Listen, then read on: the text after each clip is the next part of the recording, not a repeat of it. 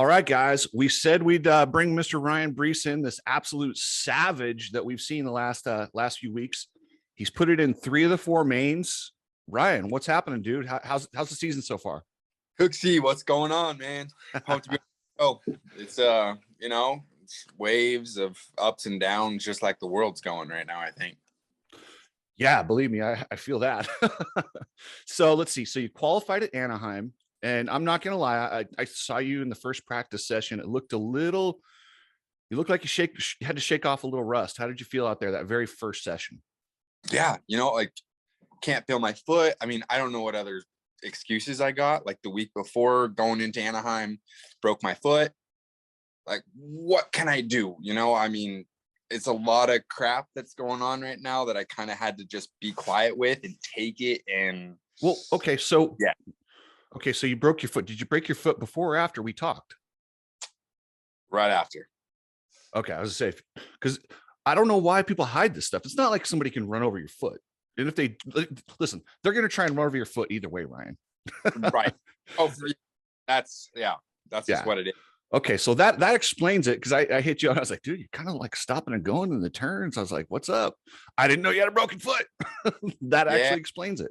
So yes, but I ended up doing that. That was 3 days before A1. Took that 3 days off, like did just a lot of treatment, therapy stuff. And dude, then we speak about COVID. We get through A1, we do our deal. I get the heel clicker going on and we're excited. Just, we made it. It's stacked. yeah. The result was complete garbage. But, like with what we have going on, that just the cards were dealt with what we had. And yeah, we made it. And then Sunday, I honestly was talking to Kyle Chisholm Saturday night, and he's like, yeah, I'm really, really sick. And I was just like, dude, no. I woke up Sunday and I literally had COVID. Dead ass had COVID. Why was he talking to you? Like, stay 6 feet away, bro, if you're sick. I was like, what? Like, why are you here? What's going on? I'm like, yeah, I'm out. I'm out. You know what I mean? And so I was actually super bummed on that. And like hearing there was a couple riders that did have COVID who still were into the race. That was pretty lame, but whatever. Like, life goes on. Yeah. Didn't ride. Well, what's that? Suffered, didn't ride that week. Suffered going into what was this? Oakland. Oakland was chaotic for me. I'll say this: you got a lot of TV time. A lot of followers at Ryan Breece 200. That was good. Yeah. Okay, well, let's walk through Oakland, because dude, you had like a season in one night here. So you're hauling ass in the heat. You're looking really good as a solid 9th. And factory rider Max Anstey stuffs you in the last turn, which, I'm sorry, it sucks to get stuffed in the last turn, but for the last spot, there's no rules. So. It's expected. I would do the same. Yeah. I think, yeah, I've done the same, really, riding for that. You're also supposed to be in the mix of that and transferring from the heat as that guy. Well, and I had said that before, and I think you're as the season goes, you're going to be a bigger thorn in their side. And you're already, like last week, you were right there in 9th, and these guys, and you're qualifying out of the heat now. But let's go. Okay, back to Oakland. So you take out the transponders. They have to hold up the races, and they gave you some good TV time. Lee Diffie got a good kick out of that. So you go to the LCQ. You got a good start. You're in a qualifying position. Intignap comes in and he hit you pretty hard before the finish line on the first lap. Hit me pretty hard. I mean, like, even my elbow was freaking bruised up. Now, was that your broken foot side? No, it wasn't, actually. This shifter side's broken foot. Okay. And so I could already see after he did that, I'm like, okay, after what happened in the heat, then that happened. I mean, Adam didn't do both of them, but you've got to be fed up at this point, and you're not a guy that takes any shit whatsoever. So when you hit him, whoo, you killed a mosquito with a hand grenade. That was one of the most savage takeouts I've seen. But at the same time, it's LCQ. It is. It's, yes. shame on me, I guess, for No, no doing shame on you. it. It's LCQ. But at the same time, like, dude, he hit me so hard and I passed him twice already. And now I don't have a rear brake, bro. Like, what do you expect? You whack the living heck out of me, dude. You know? So going into corners, I'm all front brake, trying to tap the back brake as much as I could, and you can hear like the rotor, like at times I don't. And that was just like that was an unfortunate deal. Like, when you see a guy who's already, that he's way faster and they're on top, they're like on a mission.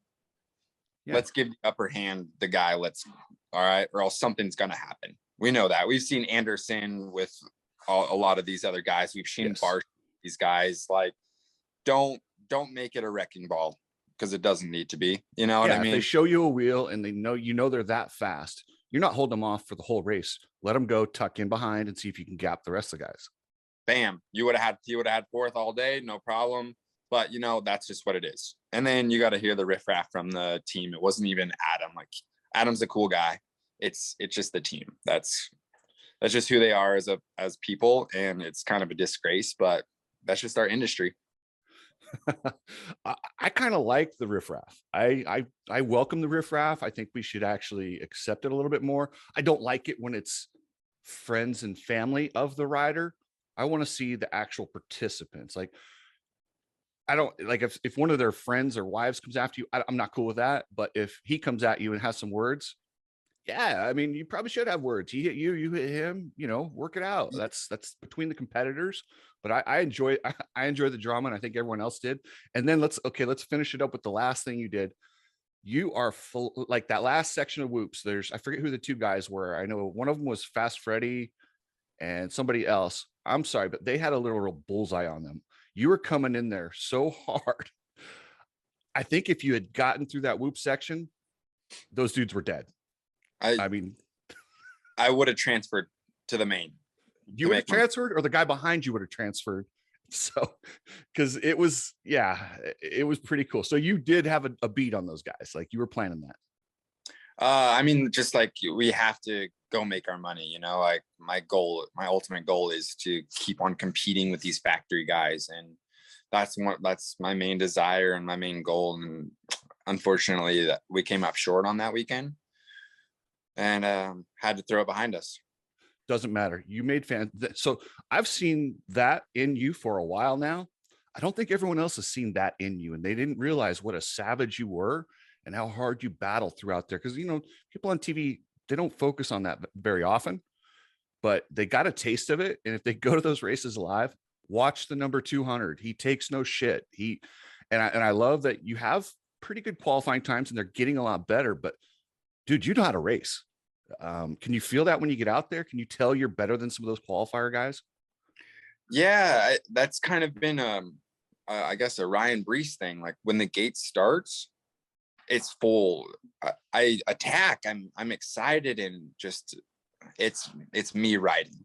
Like, when I don't have a gate drop, it's completely kind of sidetracked, and we trying to work on that with Brian from Lit Pro and my trainer Carrie at Grindstone. Like, we're really focusing on getting the practice lap times down and being clued in so we can get our sprints down. But it's just when a gate drops, I'm like full in, and I realize I know how to ride. It's just, that's where I'm at. That's just my consistency. Well, and I feel like there's a lot of athletes that practice really good and they get to race day and they choke. And there's guys that practice good, but they get better on race day. You are clearly one of those get better on race day guys. So, have you always been like that? I've always been like that from day one. I mean, I think you kind of got a little taste that qualifier was Anaheim. I don't even know. Maybe we're 26th or 27th in qualifying. And yeah, it just wasn't good for us. But throughout my whole entire racing career, I've always been the guy to look forward to the gate drop. And that's where my zone has been. Very good. And then have you gotten any more help throughout the season, or is it the same program you started with? Same program, pretty much. Like, I've got a couple people on board, but more so like product stuff. I was tired of paying for like rotor covers and disc brake covers and stuff like that. I wanted to reach out to a couple people like P3 Carbon. They're on board now. And yeah, I was just kind of tired of throwing my money out on my bikes where like, dude, I actually need to spend money on my training and my health and forget about that. And now that we have results, you know, every company is going to be like, oh, we want to help him out. And we got 3 other people that were all about it. And yeah, sometimes they just talk, but whatever. Like, I'm just stoked to have the people who I do have who are helping me out. That's But awesome. nothing crazy. Like, I'm still trying to search for some stuff coming up in the East Coast, like the lodging and training and a mechanic and the price of a mechanic and stuff like that. Like, I'm still trying to sort that stuff out. But also, like, yeah, we're making mains, so I'm putting like $100 and $50 extra just on the side so it can go to that. But you know, like, I am searching like a madman right now. Okay, so if anyone's out there and wants to help out Ryan Breece, should they direct message you on Instagram? How do you want them to get a hold of you? Yeah, direct message me on Instagram, and then I can shoot the shot from there. Perfect. And And he gets back to you. So what's that? on it, and that's at Ryan Breece 200. Yep, 200. I love it. And we went with 200 last time we talked about that. I like it. So people are asking, there's a guy number 200 with that UFO gear. He's a savage. And okay, another thing that I like about you is you are very scientific with your approach to your body. You treat your body like it's a bike. Like you don't just party, show up, race. I hate to say it. I love Josh Hill, but that's kind of like, I don't think he takes the physical fitness side of it. What do you like? What's some of the stuff you talk about that you do during the week? And I've seen you do cryotherapy, yoga. What else? Yeah, so I'm actually full born with Therex, and they have it's a cryo machine, like, but it's a big old lodge, sort of like sauna-ish. And it gets to a certain degrees, it kind of freezes your body up for a little bit. And then they have a bunch of different modalities that can help out with my body that I usually do. And then during the week, I'm more so just in the ice bath and kind of doing also this massage therapy concepts. It's called a V pod, and massage therapy is kind of as stepped up and helped me out, just kind of massaging the muscles and just relaxing me, you know. And I do a lot of meditation, and I don't want to get too crazy into all my tricks, but I do think meditation is consistent in your life. Dude, I absolutely agree. I have adopted that. I do that. A lot of it is it relieves stress, and stress is the biggest factor as far as inflammation and all the things that tear your body down. And and as a racer, you've got so much noise, as I call it, around you, pulling, go this way, go that way. I got to worry about this, got to worry about that. You need to shut it off. And sometimes you just can't unless you do something like what you're doing. That's badass, dude. I don't want to make you reveal all your tricks, but I love that you take it serious. And yeah, I will see you. So, hey, I got to ask you too, the Triple Crown.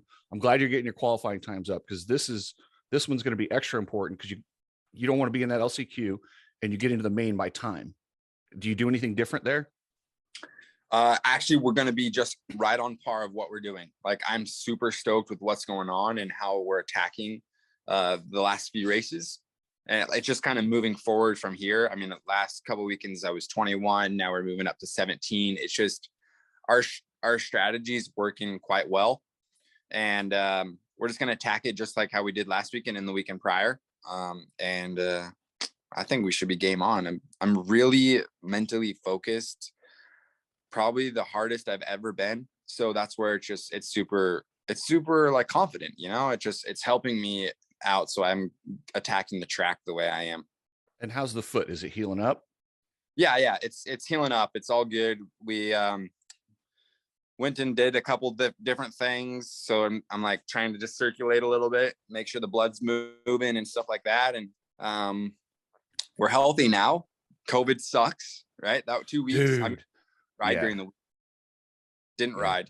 So took the week off of Oakland, race San Diego, did 2 rides San Diego, and then we busted Anaheim, and then we're back on schedule. So we're just, like, everything's planning out to be really, really good.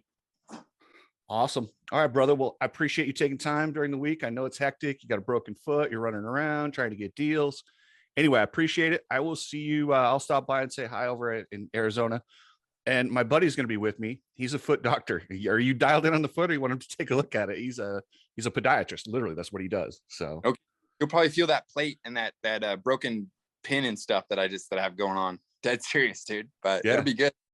yeah. Well, he knows his shit. So anyway, Oh, swing by, say what's up. you got it, brother. Thanks, man. You have a good night. And yeah, thanks, man.